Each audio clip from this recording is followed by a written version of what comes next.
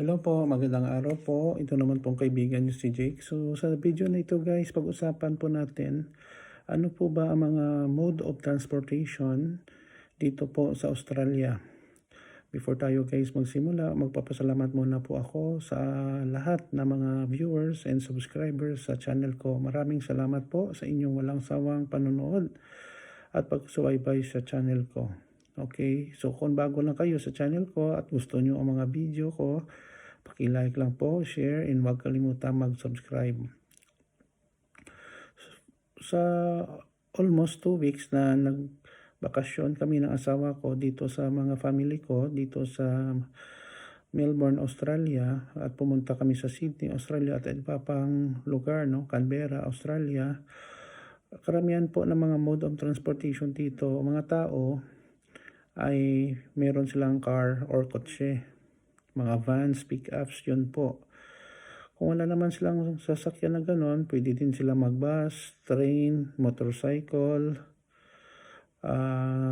Yun po, no, ang mga common na mga mode of transportation. At saka po, kung malalayong lugar sila pupuntan sa isang state, pwede din sila mag-aeroplano po. So, yun po ang naobserbahan ko. Pero karamihan ng mga tao dito sa Australia, kasi malalayo ang mga lugar, ang mga workplace, kailangan talaga nila ng sasakyan na car, no? Mga automobile. Meron din palang mode of transportation, tram, at saka train. Okay? So, yun lang po guys, no, ang mga mode of transportation na nakita ko dito po sa Australia. Magandang bansa po, napakalinis, walang squatter, walang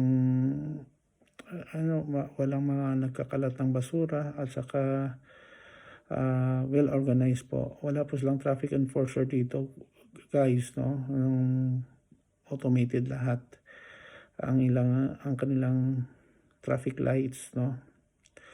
Okay guys, so yan lang po muna. Thank you po sa inyong panonood.